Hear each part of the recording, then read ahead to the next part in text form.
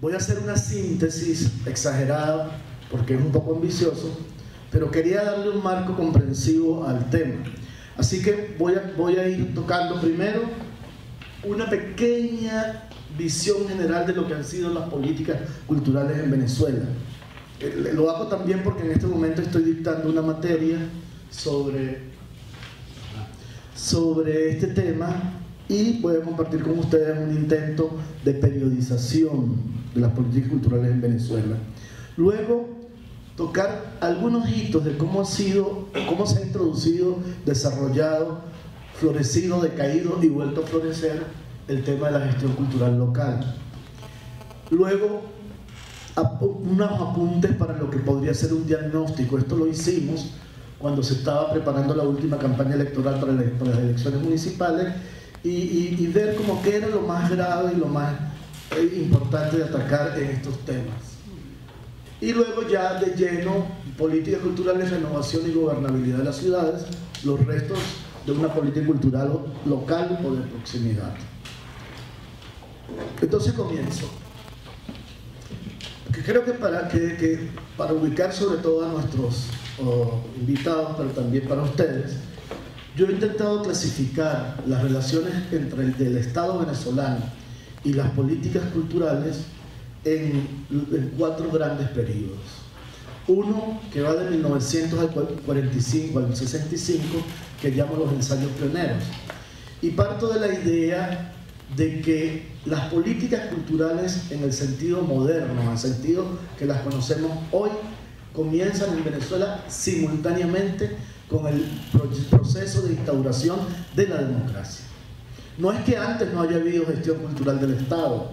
En el siglo XIX hubo exposiciones como la del primer centenario del nacimiento de Bolívar, hubo apoyo a artistas, hubo financiamiento de instituciones musicales, de escuelas, y incluso en las primeras décadas de los gobiernos dictatoriales de Castro, de Gómez, se crearon la Orquesta Sinfónica Venezolana, se crea la primera orquesta en el 39, los museos de ciencias y el Museo de Bellas Artes también en ese periodo, la construcción de los teatros municipal y nacional, es uno durante el gobierno de Guzmán, el otro durante el gobierno de Cipriano Castro. Pero no se puede decir que eso fueran políticas culturales. No había una idea clara de la presencia o de las obligaciones del Estado en los temas de políticas culturales. Para mí el primer gran hecho de política cultural que ocurre en Venezuela es la celebración de la Fiesta de la Tradición en el año 48. Y es cuando el poeta Juan Liscano, que había regresado de París en el 45 y se había dedicado a recorrer, un poquito antes, se había dedicado a recorrer el país grabando y filmando las distintas manifestaciones musicales y danzarias tradicionales, reúne durante 3 días en el Nuevo Circo para celebrar la toma de posesión de Rómulo Gallegos, el primer presidente venezolano electo por voto directo, universal y secreto. Y el correlato de la fiesta popular es precisamente un proyecto cultural. Un país que no se conocía a sí mismo, por primera vez se encuentra y descubre que tiene una música llanera extraordinaria, unas danzas indígenas, unos ritmos afrodescendientes, africanos en la costa, unos diablos danzantes. Y ese proyecto es para mí el primer gesto, el resultado de la primera institución moderna de políticas culturales, que fue el Servicio Nacional de Folclore, que se había creado en el año 45 con la entrada de Acción Democrática en lo que se conoce como el trienio 45 y 48. Y fíjense que es muy interesante porque el proyecto de Acción Democrática era un proyecto que tenía simultáneamente 3 elementos: el de la democracia, el de la modernización del país el de la democracia, que era también el derecho a la participación política a las masas que habían estado absolutamente discriminadas de la participación. Solo podían votar los que sabían leer y escribir, y solo sabían leer y escribir el 30% de la población. Entonces, este primer gesto decía el proyecto modernizador, el proyecto democrático, de democracia, y un proyecto de valoración de la cultura popular tradicional nacional. Es muy interesante.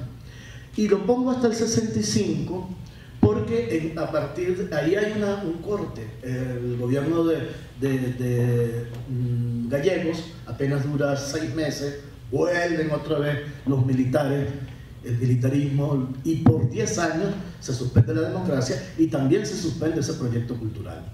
Porque el proyecto cultural de la dictadura es básicamente un proyecto nacionalista en el sentido más perverso del término y de llanerización de la cultura venezolana. Son los famosos desfiles de la patria, los retablos de maravilla, toda esta estereotipación, ¿se puede decir? Bueno, no sé, se lo dije. Este proceso de convertir en estereotipos nacionales que se dan en muchos países durante muchos gobiernos militares, y viene de nuevo la democracia en el año 58 y hasta el 65 aparecen cosas muy importantes, como por ejemplo la editorial Monte Ávila, el programa del libro popular que se comienza en el 58, los primeros se funda la Cinemateca Nacional, empiezan a aparecer una cantidad de organizaciones, y por primera vez en una constitución venezolana, en el 1961, se dice que las políticas culturales son un deber. No se dice exactamente así, pero se dice que la promoción, la defensa de la cultura y el patrimonio son una responsabilidad del Estado venezolano. Se menciona 2 veces la cultura en la Constitución del 61, cosa que es bastante adelantado porque en muy pocas constituciones se había mencionado este término, latinoamericana y en Iberoamérica. En el año 65 se crea el Instituto Nacional de Cultura y Bellas Artes, y lo llamo la primera institucionalidad nacional porque hasta entonces, como ocurría en casi toda América Latina, la cultura era parte del aparato educativo del Ministerio de Educación, y con el INCIBA se crea una primera institución autónoma dedicada exclusivamente a la cultura. Y comienzan a ocurrir cosas importantes, como por ejemplo la creación de la revista Imagen, que es una revista con vocaciones masivas de literatura, artes. Se promueven las primeras películas documentales en el país, y se crean las bolsas de trabajo para los artistas. Está muy asociado este periodo al proceso de pacificación de la guerrilla, y una de las cosas que más se dice es cómo se utilizó este aparato cultural de ese periodo para captar y reinsertar a una intelectualidad y un mundo artístico que se había radicalizado y que venía del fracaso guerrillero. Y viene el periodo 1975-2002, que yo lo llamo euforia y estancamiento de la Gran Venezuela. ¿Por qué? Porque en 1975 se crea el Consejo Nacional de la Cultura, que es probablemente uno de los organismos más modernos, más democráticos en su concepción.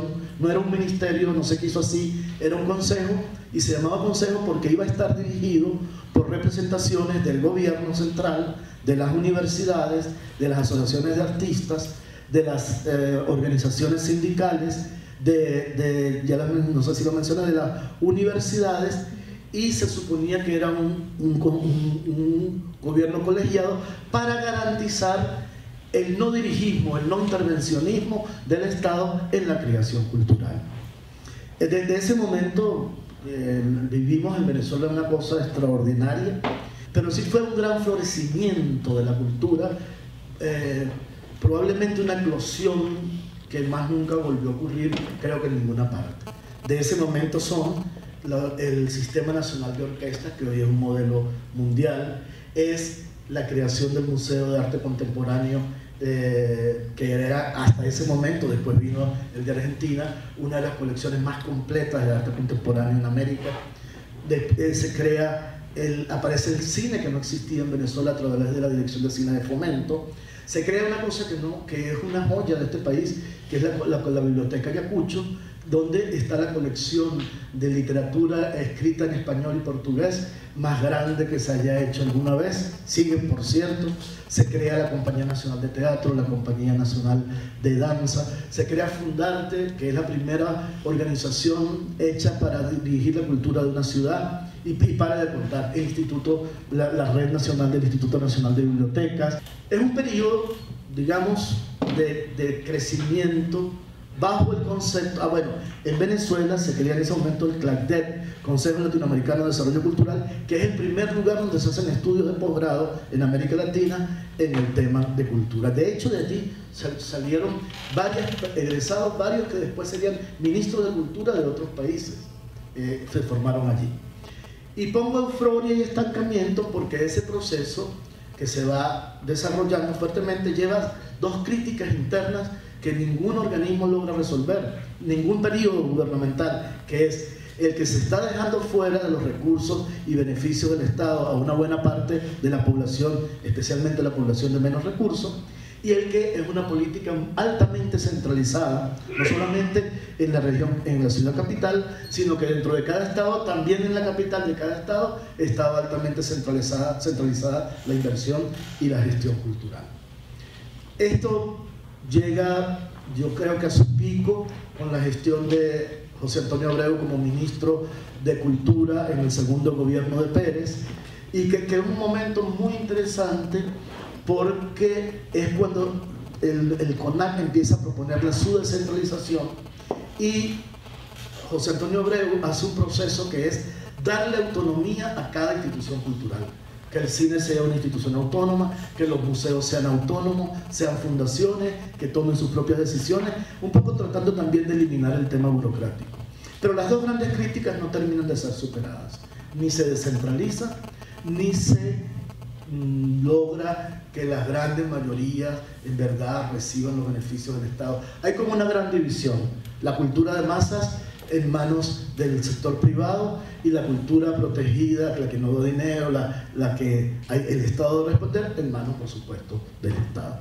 Sin embargo, es un periodo de una gran creatividad y probablemente buena parte, eso habrá que estudiarlo, de lo que tenemos hoy en Venezuela.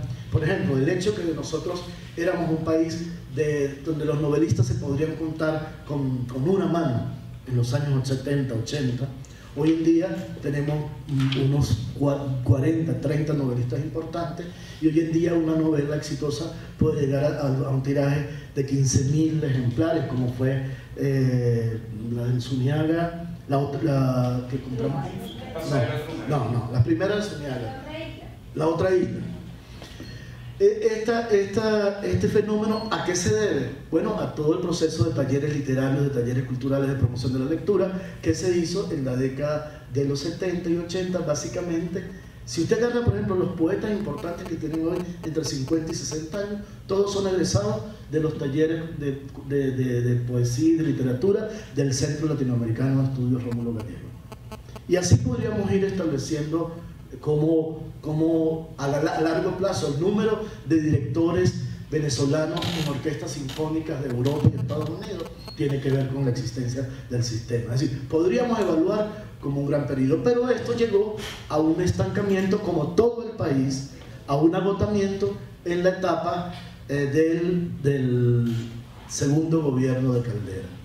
Y fíjense que yo pongo hasta el 2002, porque hasta el 2002, cuando fue ministro, el primer ministro de la Cultura, bueno, no era presidente del CONAC, del proyecto de Hugo Chávez, fue Alejandro Armas. Y su proyecto fue el de hacer una consulta nacional para redefinir las políticas culturales. Lo sacaron rápidamente. El segundo fue Manuel Espinosa. Y todavía mantenía una especie de continuidad y de respeto a los gerentes culturales, a los directores de museos, de galerías, de instituciones culturales estatales que tenían una gran tradición y una gran formación.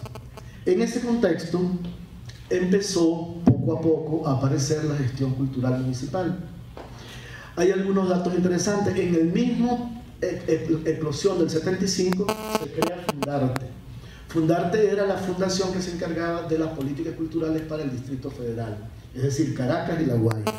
Y esto lo crea un gobernador que fue muy interesante, de lo que entendía el tema ciudad, que se llamaba Diego Arria, está vivo. Luego se crea Fundacultura en el estado Lara, que también más o menos es el mismo esquema, una organización, una fundación autónoma para gestionar la cosa cultural. En Caracas, en Sucre, que era un municipio que era mucho más grande, del estado Miranda, es la época de Carmen Sofía Leoni, no solamente tiene una dirección de cultura, sino que recuerdo exactamente, yo estaba estudiando, que se hacen allí las primeras jornadas de reflexión sobre cultura y municipio. Eso debe haber sido el año 79 o algo así por el estilo. Y luego viene un momento decisivo, que es la Ley de Descentralización y Transferencia de Competencias, aprobada en 1989, que es cuando por primera vez los venezolanos elegimos de manera directa alcaldes y gobernadores. Antes los gobernadores los designaba el presidente de la República y los alcaldes se imponían desde la cúpula de los partidos. Los nombraba el Consejo Municipal, pero era una decisión partidista. Aquí se eligen por primera vez alcaldes y gobernadores, pero además la Ley de Descentralización y Transferencia de Competencias delimita y define cuáles son las competencias culturales específicas de municipios y gobernaciones y cuáles son las competencias concurrentes, es decir, en cuáles deben trabajar articulados gobierno central y gobiernos locales y cuáles son atribuciones específicas de los gobiernos locales. Y ahí ocurre una cosa interesantísima, es que entonces aumenta la inversión pública en cultura porque los estados y las gobernaciones y los municipios empiezan a promover. De las políticas culturales, toda la idea de la participación social. En Caracas se impulsa lo que se llama la parroquialización, que es asignar directamente recursos a las comunidades para que gestionen sus propios proyectos culturales. Es el momento en que se concentran las políticas en tratar, porque antes las fundaciones hacían lo mismo que los gobiernos centrales, bienales de arte, editoriales, y empieza a enfocarse la idea de que la gestión cultural en los municipios es para el trabajo local, es para el trabajo comunitario, es para el reforzamiento de la memoria y la pertenencia en el sentido local. Luego, yo creo que el fenómeno más fuerte al que nos encontramos en Venezuela es la anomia, la anarquía y el debilitamiento de la ciudadanía. Si aquí se había hecho un trabajo para que la gente asumiera la ciudadanía, es decir, derechos y deberes, responsabilidades colectivas y ejercicio de derechos constitucionales, esto se ha ido destrozando de una manera radical. En Venezuela en este momento existe el medio ciudadano. ¿Qué quiero decir con esto? Un ciudadano es básicamente una persona que ha aprendido a ejercer sus derechos, pero que tiene una plena conciencia del cumplimiento de sus deberes. El populismo crea medio ciudadano, es decir, gente que se cree con derecho a que el Estado le resuelva todo, pero que no tiene ningún deber, no tiene ninguna responsabilidad. Y por eso la palabra anomia, para quien no la sepa, anomia es un término introducido por la sociología del siglo XIX, por su fundador, Emile Durkheim, que habla básicamente de las situaciones en las que en las sociedades los individuos se sienten extraviados, no se sienten atados a ninguna norma, o simplemente la desconocen. Y eso es lo que está ocurriendo en Venezuela. A eso hay que agregarle la cultura del odio, la polarización y la fragmentación. Es una sociedad donde se ha instigado el odio de clase, el odio ideológico, una cosa que tal vez no conocíamos o estaba hibernando o estaba soterrado.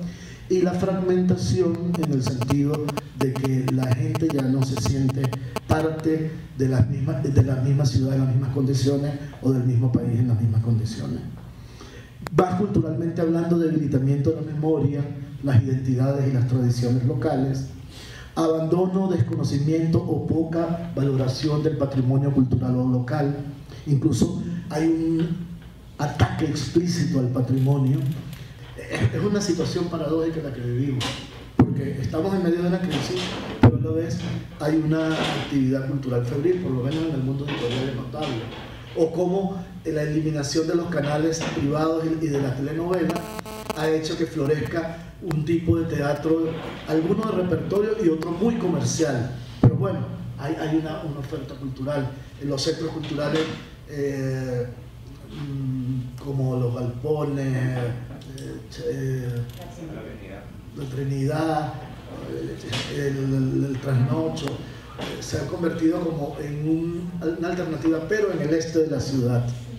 Y el oeste sigue o ha perdido tal vez su potencia. Hay una oferta cultural gubernamental también interesante, sobre todo en el centro de la ciudad, en la estancia. Entonces Caracas, digamos que en ese contexto no podemos atribuirle todos estos rasgos que son más un diagnóstico del resto del país. Por lo tanto, el tema cultural central para mí es cómo hacer para que las estrategias culturales no sean solamente de las oficinas de cultura, sino que sean realmente transversales a los gobiernos, de manera que el eje sea el proceso de construcción de ciudadanía, sin perder la especificidad del trabajo cultural. Es decir, esto es un momento en el que ese tema hay que ver cómo se convence a los alcaldes, a los gobiernos, a los equipos de gobierno locales para entender que el trabajo educativo, la modificación en los hábitos, en las percepciones de los ciudadanos, eso que siempre mencionamos y que hizo Mockus y que en el libro que hicimos acá en Chacao, en la entrevista que yo le hago a Mockus, queda muy claro que es, lo veremos al final, la pregunta que se hacía, ¿es cambiar las ciudades o cambiar la gente? ¿O que para cambiar las ciudades debo cambiar las personas? Y en eso, pues, el tema central es, que es lo que vamos a discutir en estos días, es la especificidad de las estrategias culturales en la gestión local. Y en ese sentido, yo ubico cuáles son los retos entonces de una política cultural urbana y municipal hoy. Lo primero que tenemos que trabajar seriamente es la identificación de las diferencias entre políticas urbanas o políticas locales o políticas de proximidad y políticas centralizadas o estrategias especializadas. ¿Cuáles son en un gobierno en donde la ley de cultura no lo define y en donde la ley de centralización y transferencia de competencias define algunas cosas y donde la Constitución define otro y donde la ley de régimen municipal define otro? Pues lo único que nos queda es a nosotros mismos definir cuáles son nuestras competencias de acuerdo a los recursos y a las posibilidades que se tienen. Eso es un ejercicio que deberíamos tratar de hacer a lo largo de la semana. El segundo es la identificación de las audiencias y del sentido de la cultura urbana. Así que ¿quiénes son y en qué calidad las audiencias de las políticas culturales que diseñamos y ejercemos municipalmente? Porque en el fondo, todo usuario, todo ciudadano, y ya Judith nos hará algunas reflexiones sobre esos términos y esas cualidades, pero una persona que está, cualquiera de nosotros, es audiencia, es beneficiario, debería ser beneficiario de una política cultural nacional, pero también del municipio donde vive y de la ciudad donde vive, donde, como el caso de Caracas, hay muchos municipios. Entonces, ¿cómo se definen esas relaciones? ¿En cualidad de qué el elector, ciudadano, usuario, público, audiencia municipal debe ser tratado y atendido? Y luego está la identificación de los instrumentos específicos para desarrollar políticas públicas en el espacio municipal y en el espacio urbano. O sea, entender la ciudad como un ecosistema cultural. Una metáfora, no estoy hablando en términos ecológicos propiamente dicho. Y entender que lo cultural va más allá de las áreas o oficinas de cultura. Esto es un esfuerzo que tenemos que hacer en nuestras alcaldías, porque incluso en las alcaldías más avanzadas Los alcaldes, cuando piensan en cultura, piensan en festejos, piensan en equipos de sonido, piensan en tarima, piensan en públicos, en mucho público, y no piensan en procesos, piensan en productos, piensan en resultados. Y la tarea nuestra es generar procesos. Si queremos enfrentar, si aceptamos el diagnóstico que les estaba proponiendo. Y lo otro es culturizar los planes estratégicos o las visiones de futuro de la ciudad.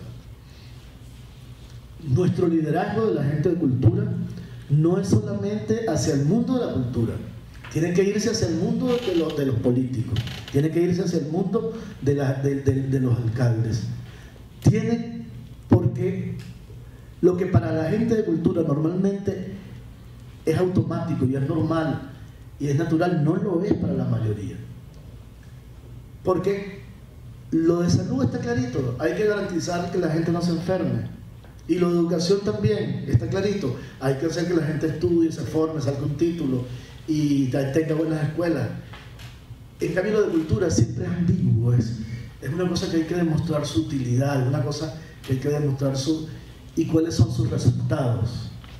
Porque en Venezuela prácticamente no hay plan estratégico en ningún municipio, o por lo menos no lo hay, y si lo hay es un documento, no es una voluntad política en acción.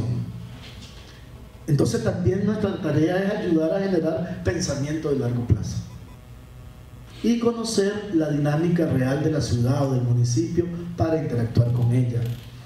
Porque no podemos hacer gestión cultural verdaderamente democrática si no sabemos cuál es el movimiento real de la ciudad, de qué está compuesta, cuántas poblaciones, qué edad tienen, qué organizaciones culturales hay. Si no estamos haciendo por políticas culturales o por olfato o por capricho.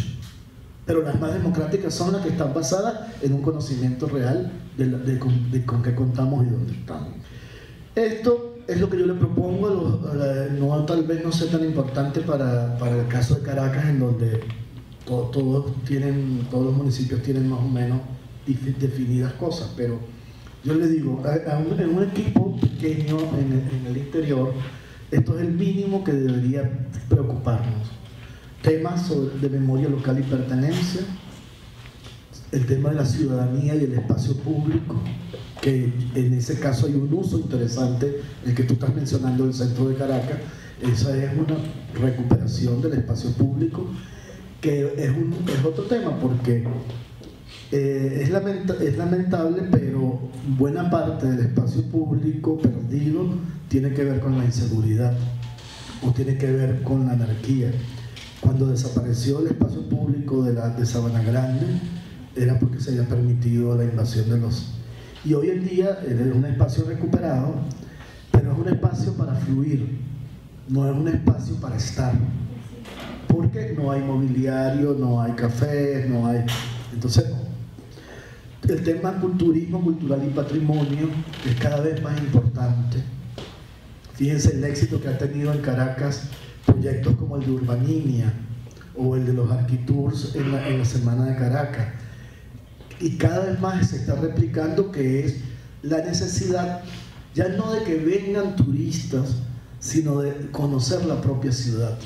El intento que están haciendo en Lara, aquí está Zacarías Zafra, que es responsable allá del área de cultura y patrimonio y deporte, creo que va junto, y que es tratar de recuperar el centro histórico, un centro histórico bellísimo, pero que en el imaginario de la gente está despreciado, olvidado. Esto es un fenómeno que ha ocurrido en muchas ciudades, incluyendo las europeas.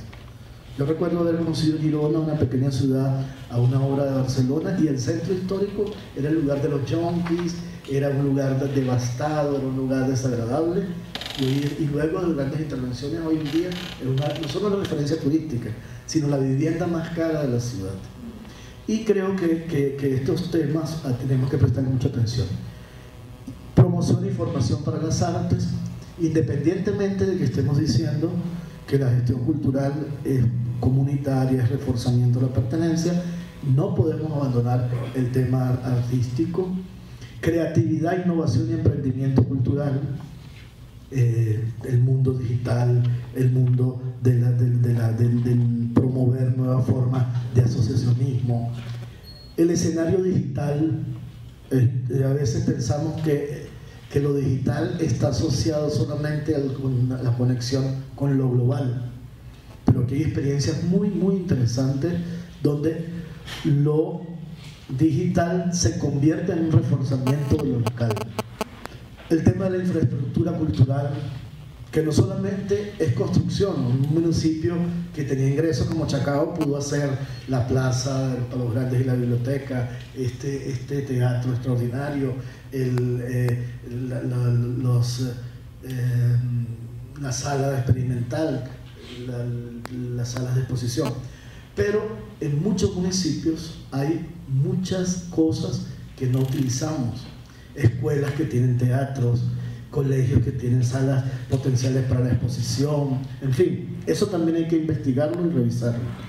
Y un tema que yo creo que hay que prestar atención, que es el de la investigación, el de la reflexión y la innovación. Porque nosotros en Venezuela nos fuimos quedando muy atrás en relación a los grandes debates internacionales, sumidos como estamos, mirándonos el ombligo por el tema de la polarización. No, pero no debe ocurrir. Aunque el municipio sea pequeño, aunque el municipio tenga pocos recursos, hay que prestarle atención a estos temas. Y por último, el tema de las redes, el tema de la formación a la investigación y la innovación, el de la promoción, difusión e información. Una de las ideas es que la Red Metropolitana de Cultura tenga su propia agenda, además de la agenda local, una agenda de ciudad que sea promovida por esa red. Y algo que también hemos descuidado mucho, que es las relaciones internacionales. Hay organizaciones como Interlocal, están las redes de municipios europeos, hay redes, organismos como el CIDEO, que tienen una parte cultural, con los que tenemos que conectarnos, ya sea individualmente, ya sea a través de la red. Y como tarea, la reflexión y las estrategias políticas. Debería prestarle mucha atención a la noción de cultura ciudadana, no importa qué nombre le pongamos, pero el tema, la idea de que tenemos que desarrollar programas para hacer que la gente se autorregule y ayude a otros a cumplir las normas, porque no tenemos en nuestros países ni policía sana, ni sistemas judiciales equilibrados. Tenemos que trabajar bajo esos conceptos. La construcción de ciudadanía como una prioridad de los gobiernos locales. Yo lo resumo en este cuadrito, como la tarea de hoy es, por un lado, la convivencia, la búsqueda de la convivencia pacífica, por el otro, el respeto a la diversidad, que en el caso venezolano tiene que incluir la diversidad ideológica, y el de la espacio público y pertenencia, como grandes áreas de reflexión, de trabajo, como grandes retos en las políticas culturales municipales. Muchas gracias.